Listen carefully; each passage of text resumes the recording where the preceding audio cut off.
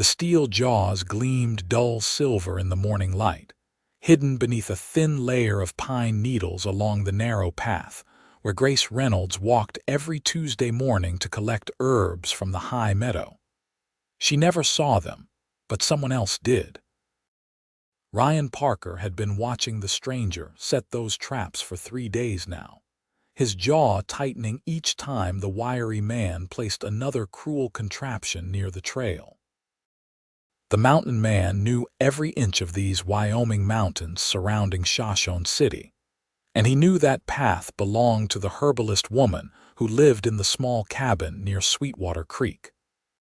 He had seen her walking it dozens of times over the past year, her wicker basket swinging at her side, her long auburn hair catching the sunlight as she moved through the forest with a gentleness that seemed at odds with the harsh wilderness around her. Ryan had kept his distance, as he always did with people. 7 years living alone in these mountains had suited him just fine after the war ended in 1865. It was 1872 now, and he preferred the company of the peaks and pines to the noise and judgment of town folk. But this was different. This was wrong. The stranger was a trapper named Vernon Hayes, recently arrived from Montana Territory, and he had made it clear at the trading post that he intended to harvest every pelt these mountains could offer. Ryan had nothing against honest trapping, but setting snares on a well-used footpath showed either ignorance or malice, and either way, it could not stand. On the 3rd morning, before dawn fully broke, Ryan dismantled every single trap. His large, calloused hands worked quickly, his shoulder-length dark hair falling forward as he bent to his task. Years of living rough had hardened his already substantial frame into solid muscle, his forearms thick as fence posts, his chest and shoulders broad enough to fill any doorway. He collected 12 traps in all, carrying them in a canvas sack as he tracked Vernon back to his camp, 2 miles north. The trapper was brewing coffee when Ryan emerged from the tree line, and the smaller man jumped to his feet, hand moving toward the rifle leaning against a nearby stump. "I would not do that," Ryan said, his voice a deep rumble that carried weight without volume. He dropped the sack of traps at Vernon's feet with a metallic clatter. "Found these on the herb trail, the one down by Sweetwater Creek." Vernon's eyes narrowed, his thin face pinched with anger. "Those are mine. You got no right to touch another man's traps, and you got no right to set them where they could maim an innocent person." Ryan took a step closer, and Vernon instinctively retreated. The mountain man stood over 6 feet tall, and his presence seemed to fill the small clearing. "There is a woman who walks that path every Tuesday. She collects herbs there. Your traps could have taken her foot clean off." "I did not see any woman," Vernon protested, though his tone had lost some of its edge. "I am just trying to make a living same as anyone. Then make it somewhere else. Set your traps in the high country away from the trails." "But never," Ryan's voice dropped lower, taking on a dangerous quality, "never put them near that path again. Next time I will not just move them. I will make sure you cannot set another trap in these mountains. Do you understand me?" Vernon swallowed hard, weighing his options. He was not a fool, and he recognized when he was outmatched. "Fine. I hear you. I will move my operation north." Ryan held his gaze for a long moment, making sure the message truly sank in, then turned and walked back into the forest without another word. He did not trust Vernon completely, but he had made his position clear. Now he needed to make sure Grace Reynolds knew about the danger that had been lurking along her regular route. He found her cabin just as the sun cleared the eastern peaks, painting the valley in shades of gold and amber. It was a modest structure, well maintained, with a small garden plot beside it and bundles of drying herbs hanging from the porch rafters. Smoke rose from the chimney in a thin gray line. Ryan hesitated at the tree line, suddenly uncertain. He had watched her from a distance often enough, drawn by something he could not quite name, but he had never approached her directly. What would she think of a rough mountain man appearing at her door with a warning about traps she had never even seen? Would she be frightened of him? Before he could decide, the door opened and Grace stepped out, already dressed for her Tuesday walk. She wore a simple brown skirt and cream-colored blouse, practical boots that had seen many miles, and her hair was pulled back in a loose braid. When she saw Ryan standing at the edge of the clearing, she froze, her hand gripping the handle of her wicker basket. For a moment, neither of them moved.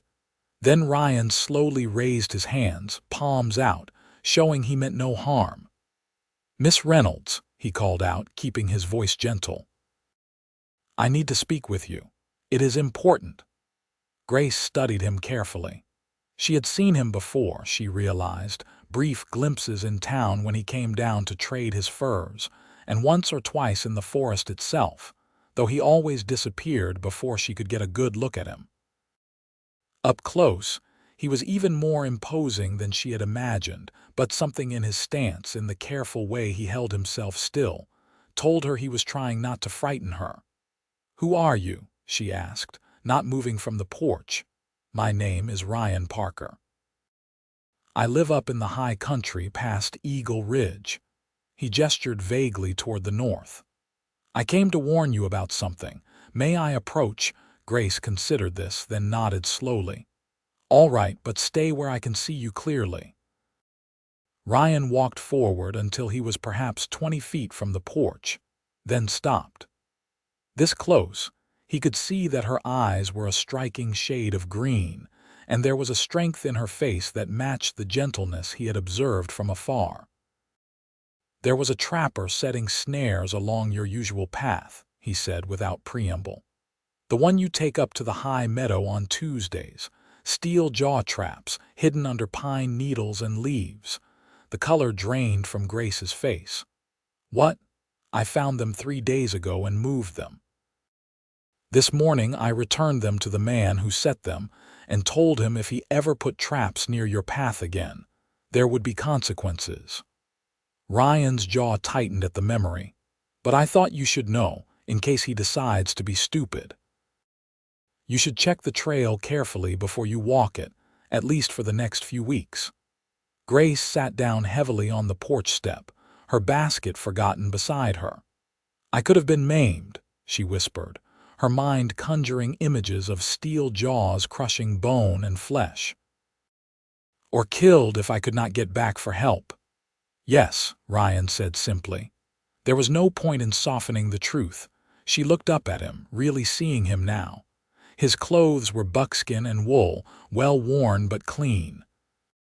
His face was weathered from years of mountain sun and wind, with a strong jaw covered in several days' worth of beard. His dark hair hung past his shoulders, and his eyes were an intense blue that seemed to see straight through her. But most striking was his size. He was built like an oak tree, solid and immovable, with arms that looked like they could bend iron bars. "Why did you help me?" she asked quietly. "You do not even know me." Ryan shifted his weight, uncomfortable with the question. "Because it was the right thing to do, no other reason needed." "Well, I thank you for it, truly." Grace stood up, brushing off her skirt. "I am grateful, Mr. Parker. You may have saved my life." "Ryan," he said. "Just Ryan." "Grace," she responded, offering him a small smile. "Just Grace." They stood in awkward silence for a moment, neither quite sure what to say next. Finally, Ryan cleared his throat. "I should let you get on with your day. Just remember what I said. Check the trail carefully." "I will." Grace watched as he turned to leave, then found herself calling out, "Ryan." He stopped and looked back. "If you are ever near at supper time, you would be welcome at my table. As a thank you." Something flickered across his face, an expression Grace could not quite read. Surprise, perhaps, or longing, or both. "I will keep that in mind," he said, then disappeared into the forest as silently as he had come. Grace stood on her porch for a long time after he left, her mind churning with thoughts. She had been living alone in these mountains for 2 years now, ever since her father had passed and left her the cabin and his collection of medical and herbalist knowledge. At 23, she had built a quiet life for herself, selling remedies and treatments to the people of Shoshone City and the surrounding homesteads. It was not an easy existence, but it was hers, and she valued her independence. But she could not deny the loneliness that sometimes crept in during the long winter nights, or the way her heart had inexplicably quickened when she looked into Ryan Parker's blue eyes. There was something about him, something solid and trustworthy, that called to a part of her she usually kept carefully guarded. Shaking off these thoughts, Grace picked up her basket and set off toward the high meadow, but she took a different route, one that swung wide around her usual path. She was not ready to trust that Vernon Hayes would stay away, and Ryan's warning had shaken her more than she wanted to admit. As she walked, she did not see Ryan watching from the ridge above, making sure she reached the meadow safely. He told himself he was just being cautious, making sure the trapper had not set any more snares, but the truth was more complicated than that. The truth was that Grace Reynolds had occupied his thoughts for months now, and this morning's conversation had only intensified feelings he had been trying to ignore. He had come to these mountains to escape people, to leave behind the horrors he had witnessed during the war and the emptiness he had felt in its aftermath. But Grace was different. She moved through the wilderness with respect and care, taking only what she needed, her presence somehow enhancing the natural beauty around her rather than diminishing it. And now that he had spoken to her, now that he had seen her smile, he found himself wanting things he had long ago decided were not meant for him. Ryan watched until Grace reached the meadow and began her work, then forced himself to turn away. He had warned her, done his duty. There was no reason for him to linger. But the next Tuesday, he found himself back on that ridge, watching again. And the Tuesday after that. Each time, Grace took her alternate route, carefully avoiding the path where the traps had been. Each time, Ryan told himself it would be the last time he watched over her. Then came the morning when he spotted Vernon Hayes climbing up from the valley, heading directly toward the meadow where Grace was working. The trapper was carrying his rifle and moving with obvious purpose. Ryan's blood ran cold.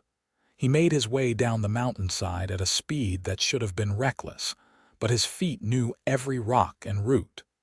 He reached the meadow just as Vernon emerged from the trees on the far side. Grace looked up from the chamomile she was collecting and went still, recognizing the threat immediately. Vernon's face was twisted with anger, and his rifle, while not pointed directly at her, was held ready in his hands.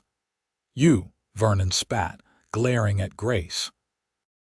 "You are the reason that mountain man destroyed my traps, cost me 3 weeks of work and good money for new equipment." "I did not ask him to do anything," Grace said, trying to keep her voice steady. "I did not even know about your traps until after he had moved them. Does not matter. He said he was protecting you, so you are the cause of my troubles." Vernon took a step forward. "Maybe if something happened to you, he would learn to mind his own business. That would be a mistake." Ryan's voice cut through the clearing like a blade, and Vernon spun around, his rifle coming up. But Ryan was already moving, covering the distance between them in 3 long strides. His hand clamped around the rifle barrel, forcing it toward the ground, and his other hand grabbed Vernon by his shirt front and lifted him clean off his feet. The trapper's eyes went wide with terror as he found himself staring into Ryan's face, seeing nothing there but cold fury. "I told you what would happen if you came near this place again," Ryan said, his voice dangerously quiet. "I told you there would be consequences." I was just going to scare her a little, Vernon gasped, his feet kicking uselessly above the ground. I was not really going to hurt her. You brought a rifle. You made threats. That goes well beyond scaring. Ryan carried Vernon to the edge of the clearing and set him down with enough force to make his teeth rattle. Here is what is going to happen. You are going to pack up your camp and leave these mountains. Today. If I see you anywhere in this territory again, I will not be as understanding as I am being right now. You cannot just run me out, Vernon protested, though his voice shook. I have rights. You forfeited those rights when you threatened an innocent woman. Ryan leaned in close.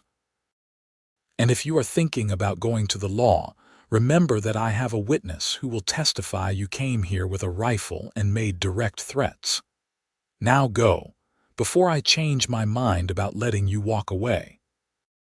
Vernon grabbed his rifle from where it had fallen and stumbled back into the trees, casting one last hateful look at both of them before disappearing. Ryan stood at the clearing's edge until he was sure the trapper was really leaving, then turned to find Grace sitting on the ground, her face pale, her hands trembling.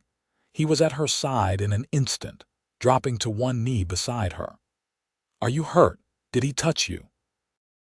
No, Grace managed, her voice shaky. No, I am fine, just frightened.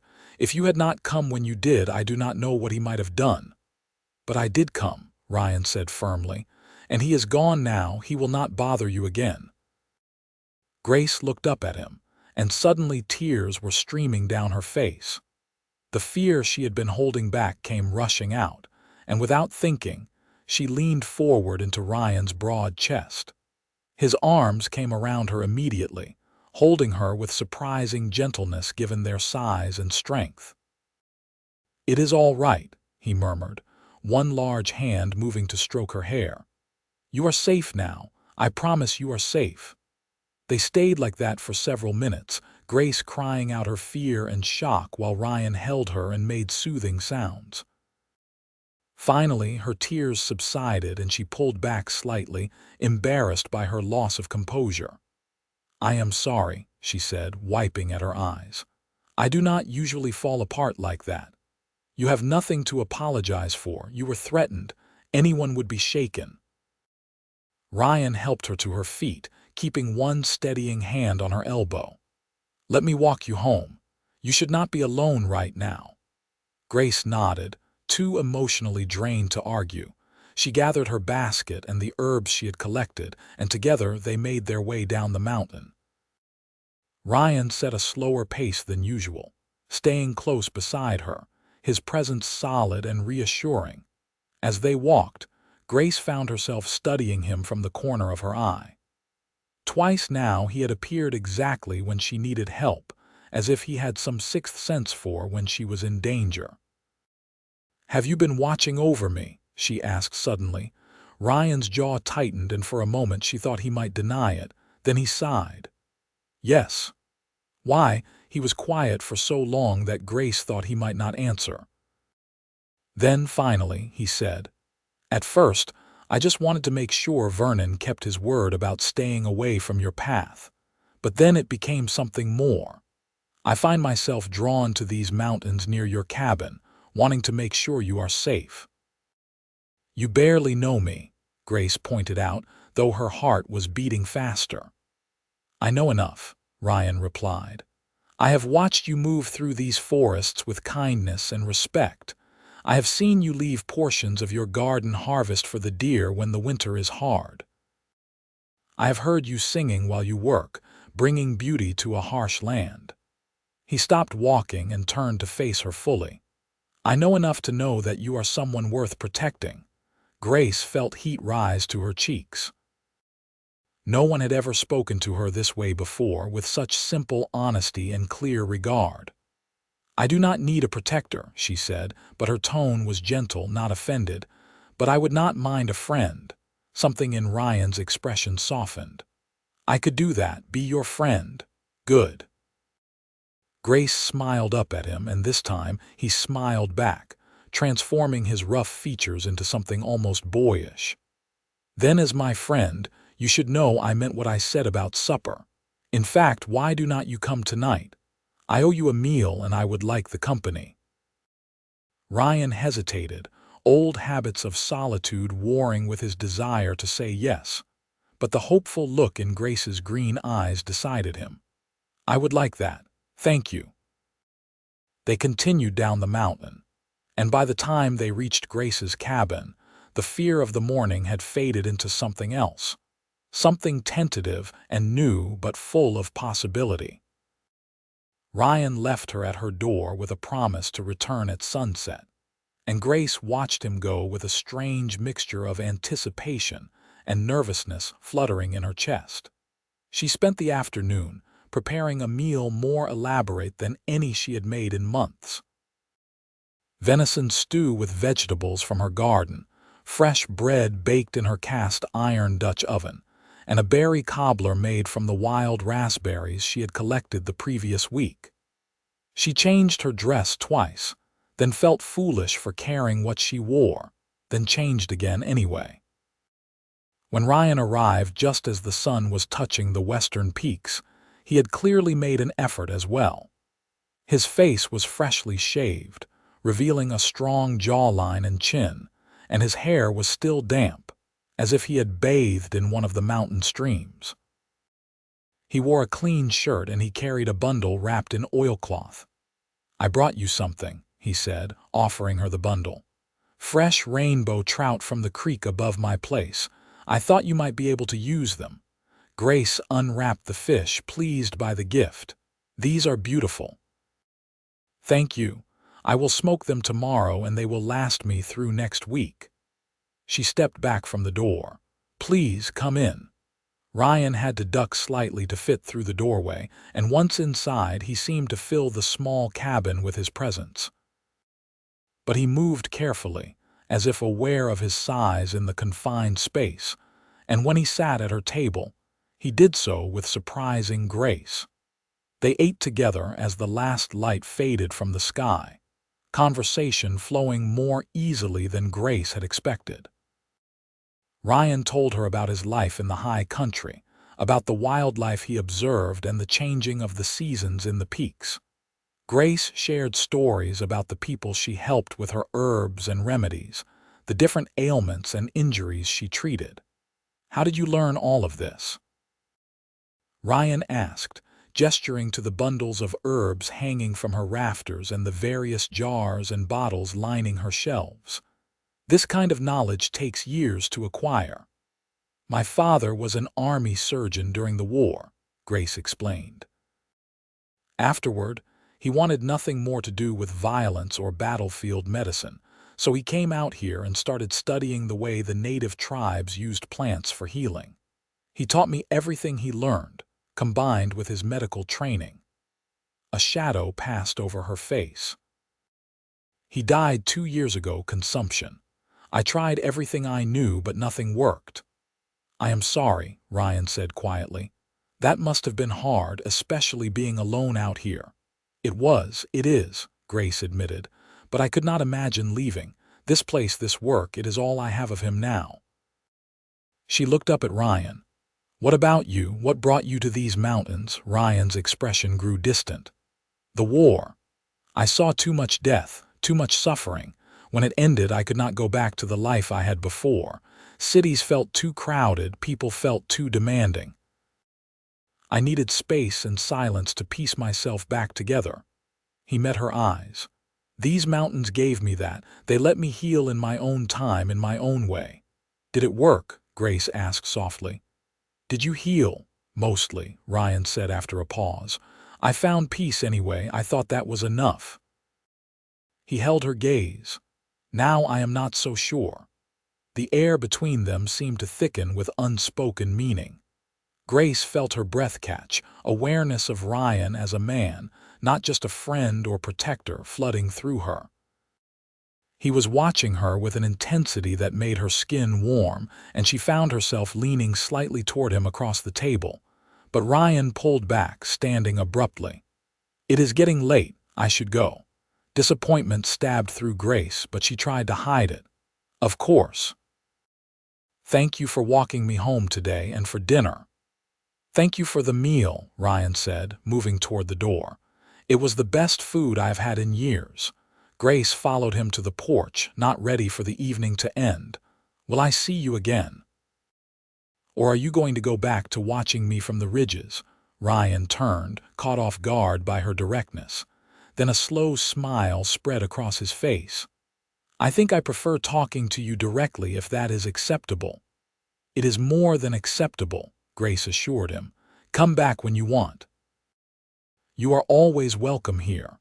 Ryan nodded, then surprised her by reaching out to gently touch her cheek, his calloused fingers feather light against her skin. Good night, Grace. Good night, Ryan.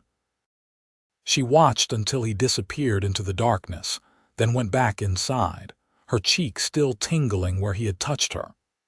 She lay awake for a long time that night, replaying every moment of the day, every word they had exchanged, every look that had passed between them. The next morning, she found a neatly stacked pile of firewood beside her cabin, enough to last her a week. Ryan's work, though he had not stayed to take credit for it. Grace smiled, running her hand over the carefully split logs, and realized she was already looking forward to seeing him again. Days turned into weeks, and Ryan became a regular presence in Grace's life. He would appear in the late afternoons, often bringing gifts, fresh meat, firewood, a new bucket when hers developed a crack, a bearskin rug for her floor as autumn gave way to early winter. In return, Grace cooked for him, mended his clothes, and treated the various minor injuries and ailments that came with mountain living. A deep scratch from a wildcat, a burn from a campfire, a persistent cough that threatened to turn into something worse. But more than these practical exchanges, they talked. Ryan told her about his childhood in Pennsylvania, about his family's farm and his 3 brothers, all lost to the war. Grace shared her memories of moving west with her father, the adventures and hardships of their journey, the first time she had successfully treated a patient on her own. They taught each other things.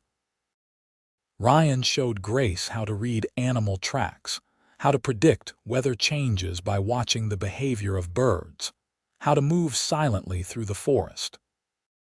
Grace taught him about medicinal plants, the subtle differences between healing herbs and poisonous ones, the art of preparing tinctures and poultices. One cold November afternoon, they were sitting beside the stream that ran past Grace's cabin, watching the water flow over the rocks, when Ryan said, I have been thinking about building a bigger cabin. The one I have now is barely more than a shelter. Where would you build it? Grace asked, pulling her shawl tighter around her shoulders. I was thinking somewhere between my current place and here, close enough to the high country for my trapping lines, but not so far into the mountains that getting to town in winter becomes impossible. He paused. Close enough to visit you regularly without it being a half-day journey. Grace's heart skipped. That sounds like a good plan. Ryan picked up a flat stone and skipped it across the water. Would you help me plan it? You know things about how a house should be laid out, what makes a space comfortable. I only know how to build walls and a roof. I would be happy to help, Grace said, pleased to be included in his plans. They spent the next several weeks designing Ryan's new cabin in the evenings, sketching layouts on paper Grace provided, debating the merits of different arrangements. Ryan wanted a large fireplace, a proper kitchen area, and a sleeping loft. Grace suggested adding a root cellar and a covered porch. Together, they created something that was more than just a shelter. It was a real home. As winter deepened and snow began to fall regularly in the high country, Ryan started spending more time near Grace's cabin. Some nights, when the weather turned particularly harsh, she would insist he stay in her barn rather than try to make it back to his camp in the dark. He always protested, mindful of her reputation, but Grace was pragmatic. There is no one close enough to see whether you are in the barn or not, she pointed out. And I would rather you be safe and warm than frozen to death on the mountain. Besides, I do not much care what people think. What she did not say, what she barely admitted to herself, was that she slept better knowing he was close by. That the sound of him moving around in the barn in the morning had become a comfort, a promise that she was not as alone as she sometimes felt. Ryan knew it, though. He could see the way her face brightened when he arrived, the way her eyes followed him when she thought he was not looking. And if he was honest with himself, he felt the same way. The thought of her had become a constant presence in his mind, and the hours he spent away from her felt empty in a way they never had before. But he held back from saying anything, from acting on the feelings that grew stronger every day. Grace was young, educated, capable. She could have any man she wanted if she chose to pursue one. Why would she want a rough mountain man who had spent the last 7 years living like a hermit? Everything changed on a bright December morning when Grace slipped on ice while carrying water from the stream. Ryan heard her cry out and was beside her in seconds, finding her sitting in the snow, her face pale with pain, cradling her left wrist against her chest. "Let me see," he said gently, kneeling beside her. Grace reluctantly extended her arm, and Ryan carefully examined her wrist with surprisingly knowledgeable hands. "It is not broken," he said finally, "but it is badly sprained. You need to keep it still and elevated." "I know what I need," Grace said through gritted teeth. "I just cannot do it myself with only one good hand." Ryan scooped her up as if she weighed nothing, carrying her into the cabin and setting her carefully in her rocking chair. For the next several days, he stayed with her, insisting it was necessary since she could not manage on her own. He cooked their meals, brought in water and firewood, even helped her wrap the sprain properly each morning. Grace accepted his help with as much grace as she could muster, though being dependent on anyone went against her independent nature. But she could not deny that there was something wonderful about having Ryan care for her, about seeing the gentle side of him that he usually kept hidden behind his rough exterior. On the third evening, Grace was sitting by the fire, her wrist feeling much better, watching Ryan prepare their supper. He moved around her small kitchen with increasing confidence, and Grace found herself imagining what it would be like if this was not temporary, if this was just their life together. "Ryan," she said suddenly, before she could lose her nerve, "why have you never married?" His hand stilled over the pot he was stirring. "I never found anyone I wanted to marry, and after the war, I did not think I had anything to offer a woman. What kind of life could I give someone, living alone in the mountains? Some women might not mind that kind of life," Grace said carefully, "if they loved the man they were with." Ryan turned to look at her, and the expression on his face made her breath catch. "Grace, I need to tell you something." "What is it?" He crossed the room and knelt beside her chair, his blue eyes intense in the firelight. "These past few months, getting to know you, spending time with you, it has changed everything for me. I came to these mountains to be alone, to avoid feeling anything too deeply ever again, but you have made that impossible." Grace's heart was pounding so hard she was sure he could hear it. "Ryan, I am in love with you," he said simply. "I have been for weeks now, maybe longer. I know I have nothing to offer you except a half-built cabin and a life that will be hard more often than not. I know you deserve someone better, someone educated and refined. But I cannot keep pretending I do not feel this way. I cannot keep acting like being near you does not make me want things I gave up on years ago." Grace reached out with her good hand and touched his face, feeling the scratch of stubble under her palm, seeing the vulnerability in his eyes. "You foolish man," she said softly. "Do you really think I have been cooking for you and mending your clothes and planning your cabin with you because I see you as just a friend, Ryan went very still. "Grace." "I love you too," she said, the words coming easily now that she was finally saying them out loud. "I have loved you since the morning you appeared at my door to warn me about those traps, maybe even before that, from all those times I caught glimpses of you in the forest. I do not want someone educated and refined. I want you. I want your strength and your kindness and your terrible cooking that I have been too polite to mention." A laugh burst from Ryan, part joy, part relief. "My cooking is not that terrible." "It really is," Grace said, but she was smiling. "But I love you anyway." Ryan cupped her face in both his large hands, his touch infinitely gentle.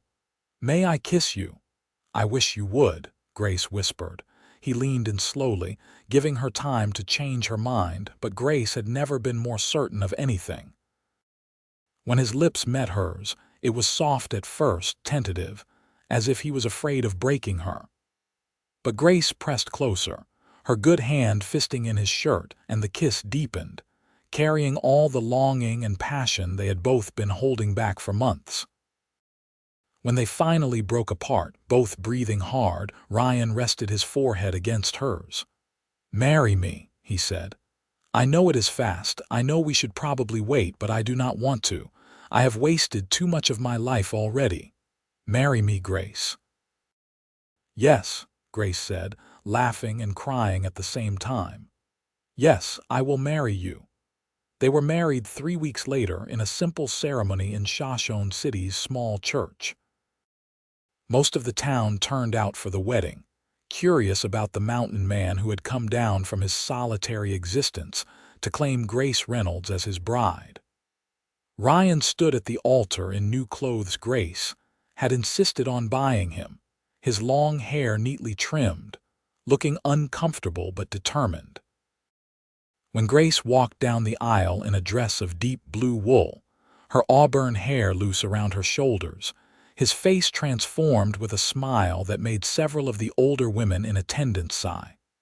They spoke their vows in steady voices, Ryan's deep and sure, Grace's clear and firm.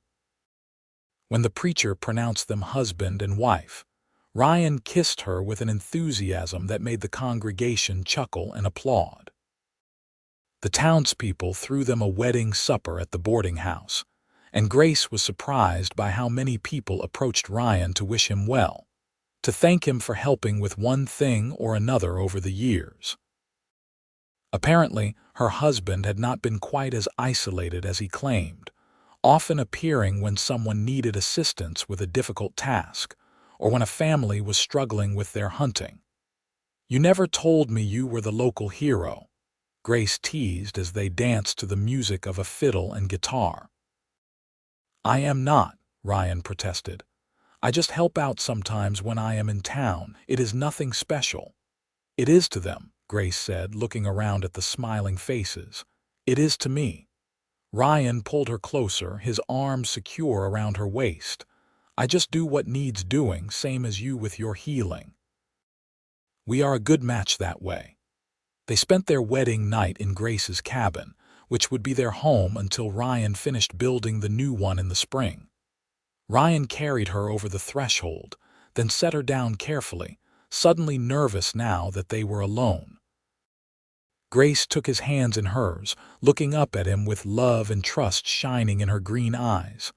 "I am not frightened," she said softly. "I love you and I want this. I want you." "I love you too," Ryan replied, his voice rough with emotion. "More than I thought it was possible to love anyone." What followed was tender and passionate by turns, Ryan showing her with his body what his words could not fully express, Grace giving herself to him completely. Afterward, they lay tangled together in her small bed, Grace's head resting on Ryan's broad chest, his arm wrapped protectively around her. "I never thought I could be this happy," Ryan murmured into her hair. "I never thought I deserved it." "You deserve every happiness," Grace said firmly. "And I intend to spend the rest of my life making sure you know that." Winter passed in a blur of contentment. Ryan moved his trapping lines closer to the cabin, never staying away for more than a day at a time.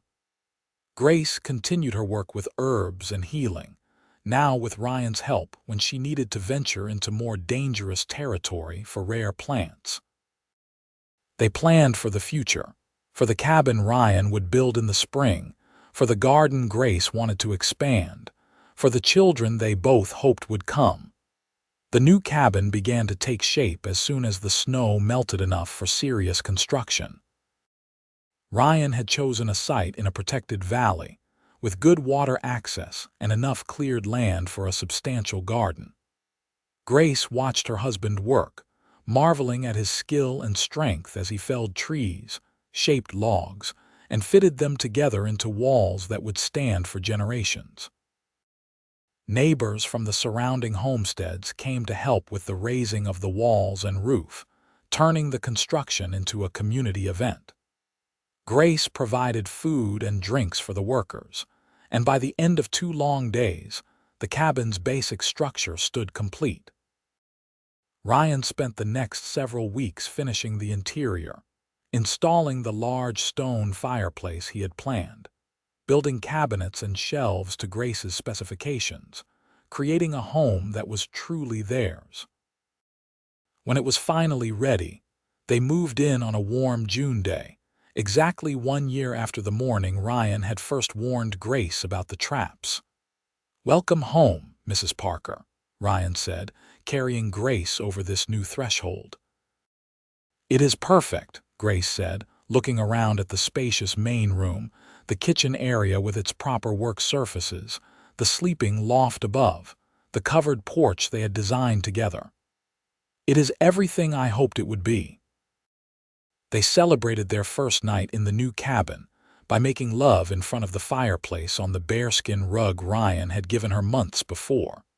The windows opened to let in the cool mountain breeze and the sound of the creek rushing nearby. As summer progressed into autumn, Grace began to suspect she was pregnant. She waited until she was certain before telling Ryan, wanting to be sure. When she finally shared the news one evening after supper, Ryan's face went through a rapid series of expressions: shock, joy, fear, and finally settling on a happiness so profound it brought tears to his eyes. "A baby," he whispered, placing his large hand gently on her still flat stomach. "We are going to have a baby. Are you happy about it?" Grace asked, though she could clearly see he was. "Happy does not begin to cover it," Ryan said. "Terrified, yes, but happier than I have ever been." He became even more protective of Grace as her pregnancy progressed, insisting on accompanying her whenever she had to travel to treat patients, doing all the heavy work around their home, fretting over every slight discomfort she experienced. Grace found it both endearing and occasionally frustrating, but she understood the fear that drove his behavior. He had lost so much in his life, he could not bear the thought of losing her or their child. The baby came on a cold February night in 1874, with a midwife from town attending and Ryan pacing anxiously outside the bedroom. Grace's labor was long and difficult, her cries tearing at Ryan's heart, making him feel helpless in a way he hated. But when the midwife finally called him in and he saw Grace holding their son, both of them healthy and alive, he fell to his knees beside the bed and wept with relief. "He is beautiful," Ryan said, touching the baby's tiny hand with one finger, awed by how small and perfect his son was. "You are beautiful. You are both so beautiful." "Do you want to hold him?" Grace asked, exhausted but glowing. Ryan took the baby with extreme care, cradling the small bundle against his broad chest. The infant opened his eyes and Ryan felt his heart expand in a way he had not known was possible. "Hello, son," he whispered. "I am your father and I promise I will always keep you and your mother safe."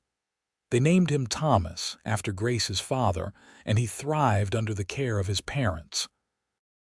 Ryan proved to be a devoted father, endlessly patient with the baby's crying, content to walk the floor for hours when Thomas was fussy, always ready to help Grace with the demanding work of caring for an infant. As Thomas grew into a chubby, happy baby, Grace resumed her healing work, though on a more limited scale. Women from the surrounding area began to seek her out specifically for her knowledge of childbirth and women's health, and Grace found satisfaction in helping other mothers through the challenges she had experienced herself. Ryan continued his trapping and hunting, providing for his family while always making sure he was home every night. He built a small addition to the cabin to serve as Grace's workroom, where she could prepare her medicines away from the baby's curious hands.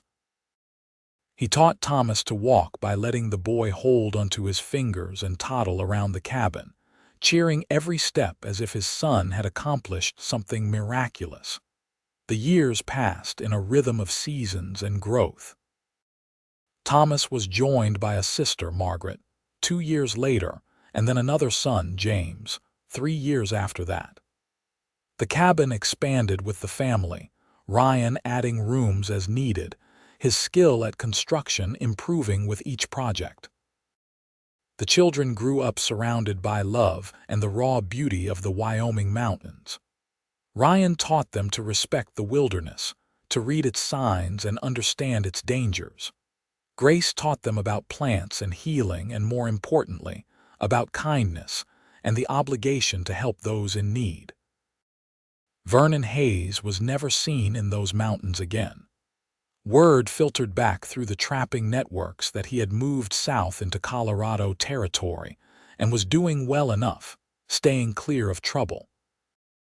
Ryan occasionally wondered if his harsh warning had done the man some good, taught him to consider the consequences of his actions.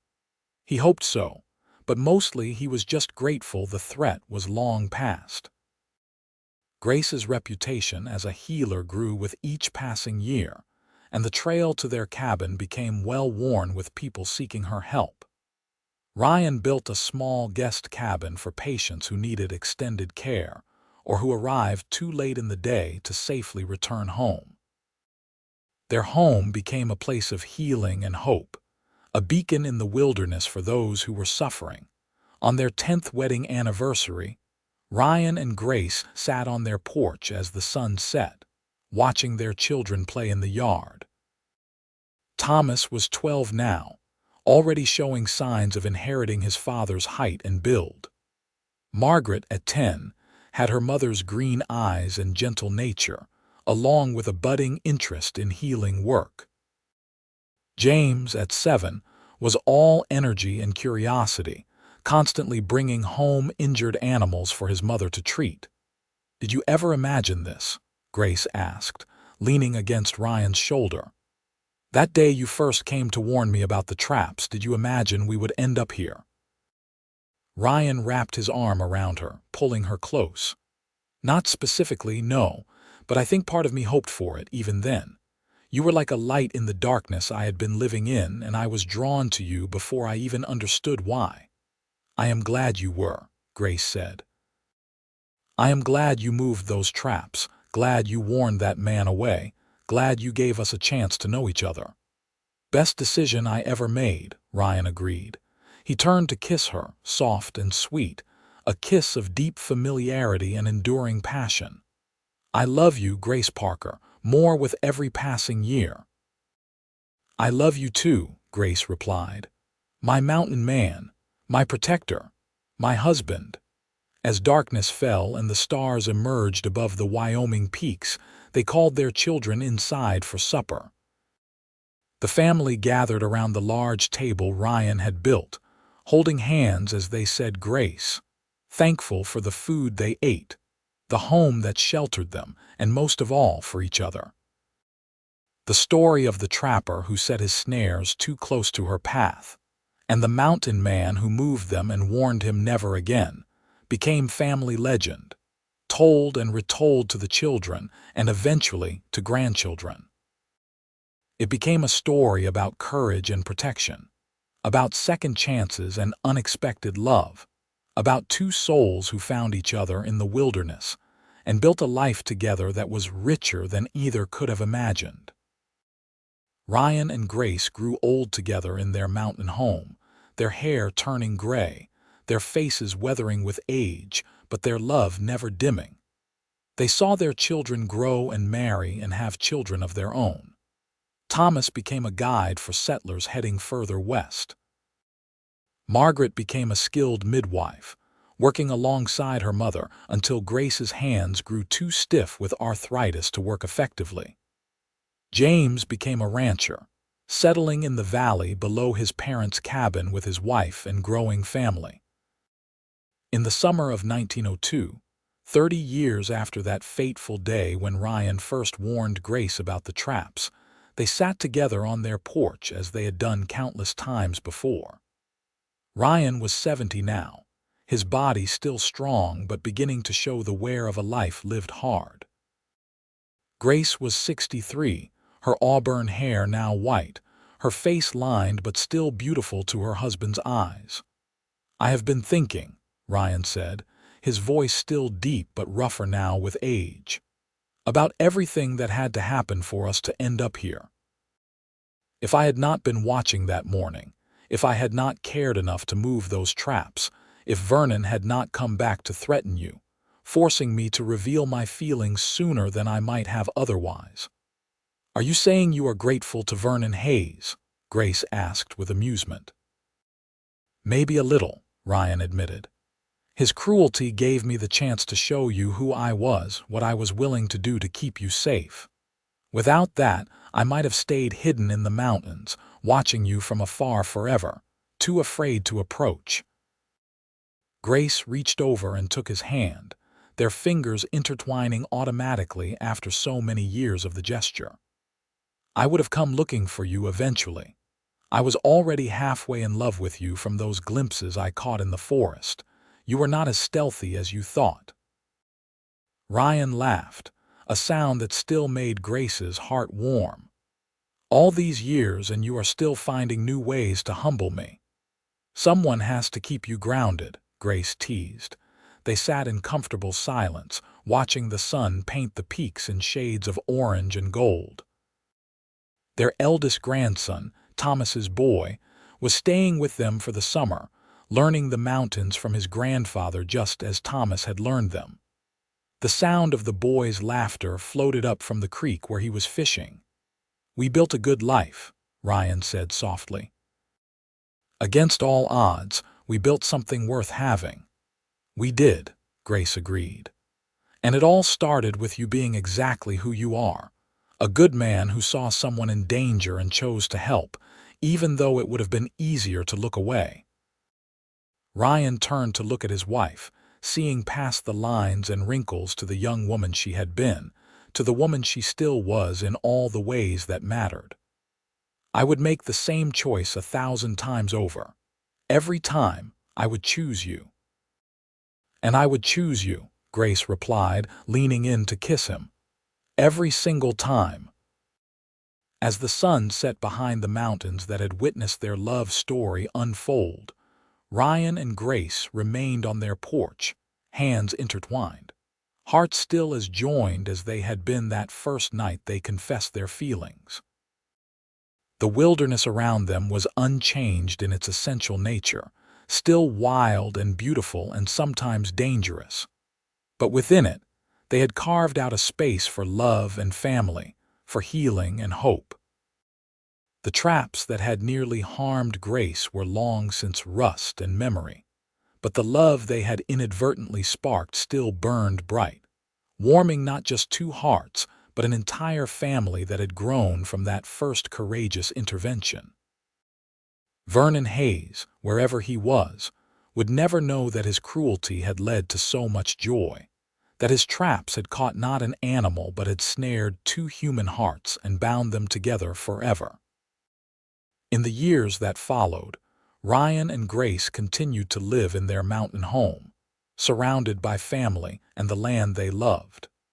When Ryan finally passed away peacefully in his sleep at the age of 78, Grace held his hand and whispered her love to him one last time. She followed him just 6 months later, unable and unwilling to exist long without her other half. They were buried side by side on a hillside overlooking their cabin, beneath tall pines that whispered in the wind. Their children and grandchildren and great-grandchildren gathered to say goodbye, sharing stories of their love and the legacy they had left behind.